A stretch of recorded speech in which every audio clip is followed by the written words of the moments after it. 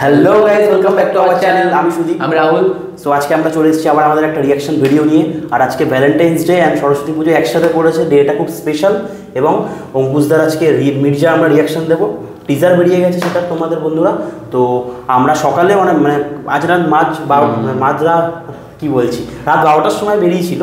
তো আমরা রিয়াকশন করতে পারিনি, যেহেতু সরস্বতী পুজো ছিল, একটু বাড়িতে কাজও ছিল আমাদের, আর সবাই ঘুরবে, এই জন্য আমরা একটু লেটে ভিডিওটা আনছি, সন্ধ্যের দিকে ছাড়ছি। সো তোমরা একটু অ্যাডজাস্ট করে দেখো সবাই, তোমাদের জন্য এটা করা, ওকে?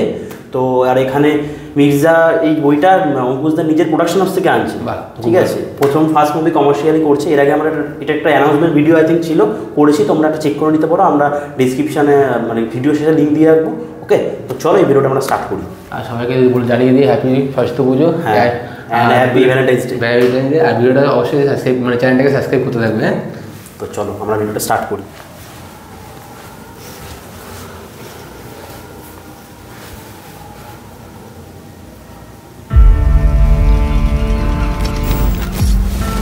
অন্ধকার জগতের নিয়মগুলো অনেকটা তাসের খেলার মতো। বাকিদের তুলনায় দাম কম হলেও তাসের ঘর ভাঙতে একাই যথেষ্ট। সিরিয়াল করতো টেলিভিশন একটা গোলাম।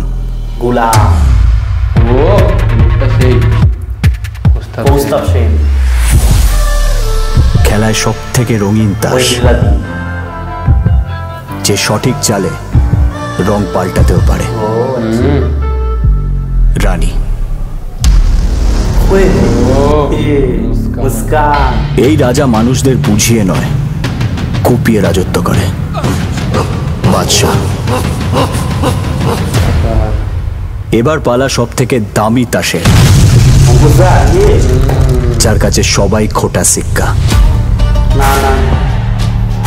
এদের সবার বাপ কিন্তু লুক দিয়েছে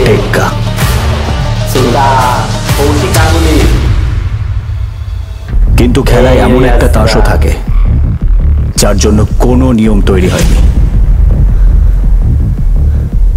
কারণ সে নিয়ম মানতে নয়, ভাঙতে এসছে। জোকার।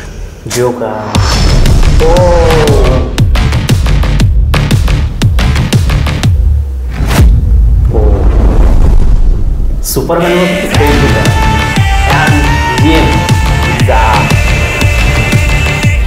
ও পাড়ে আসছে বন্ধুরা, পাড়ের Joker Sumit and Sai.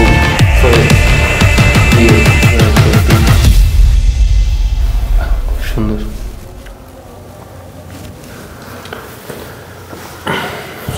So Rahul Bangla movie বেশি ফলো করে না, তো কিছু বলার আগে আমি একটু বলে দিচ্ছি, তোমাদেরও বলছি যে বাংলা মুভির বাজেট কিন্তু মানে হলিউড বা সাউথের মতন, বলিউডের মতো কিন্তু 100 কোটি 200-300 কোটি হয় না। এটার ম্যাক্সিমাম বাজেট যেটা হবে 6 কোটি বা তার কম, এর বেশি যাবে না। তো সেই অনুযায়ী জাজ করবো আমরা, ওকে? আর তো বল তোর কেমন লাগলো? সেটা ভালোই লাগলো, বেশ মানে একটা মাসালা মুভির মতন, মানে ঢিল ছিল এর মধ্যে, 3-4জনের মধ্যে, মানে অনেকগুলো ভালো অ্যাক্টার ছিল।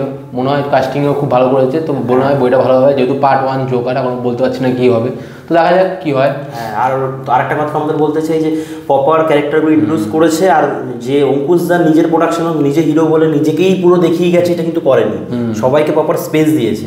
একটা ছেলে যে মারছিল, রক্ত ছিল, ওই শাহিন নাকি নতুন, মানে অত তো পপার, কিন্তু ওকেও না প্রপার স্পেস দিয়ে সবাইকে বিল্ড আপ দিয়ে করেছে, ভালো করেছে একদম। মানে যে একটা প্রিমিয়ামনেস দেখা যাচ্ছে ওই কম বাজেটের মধ্যে, মানে পুরনো দিনের অ্যাকশন মানে তো লাগছে না। তো সব মিলিয়ে ভালোই, বেশ প্রপারভাবে বিল্ড আপ দিয়ে অঙ্কুশদাকে প্রেজেন্ট করা হচ্ছে। দেখো, শুধু যে কান্নাড়া মুভি বা তেলুগু মুভি ওরাই কম বাজেটে ভালো বই করতে পারে এমন না, আমরা বাংলাও করতে পারে, শুধু ভালো একটা মানে ইরাদা নিয়ে আসতে হবে। ভালো একটা বাংলা কিন্তু বরাবরই কম বাজেটে ভালো মুভি করেছে, রিমেক করতো। তখন দেখো আমি অনেক ডিরেক্টরের মুখে শুনেছি এটা, যে আমরা কোনোদিন এই প্রশংসাটা পাইনি যে অত দাম বাজেটের মুভি আমরা কত কম কোটি টাকা করে দিতাম।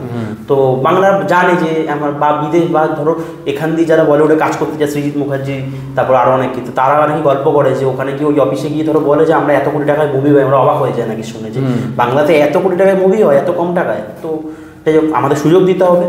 আমাদেরও ওয়ানটাকে রিয়াকশনও তো বেশ ভালোই লাগলো, দেখে খুব খারাপ লাগেনি, চেষ্টাটা মানে দেখা যাচ্ছে, চেষ্টা ভালো লাগছে। তো তোমরাও সাজেস্ট করো যে কি আমাদের ভিডিওতে ভুল হচ্ছে আর কি ইমপ্রুভ করতে হবে, আর তোমরাও কমেন্ট করে জানাও যে কেমন লাগছে, বল তুই কিছু। আর ভিডিওটা আজকে এখানে শেষ করবো, দেখা হবে নেক্সট ভিডিওতে। চ্যানেলটা সাবস্ক্রাইব করবে আর বেল আইকন টিপতে অবশ্যই বলবে না। বাই।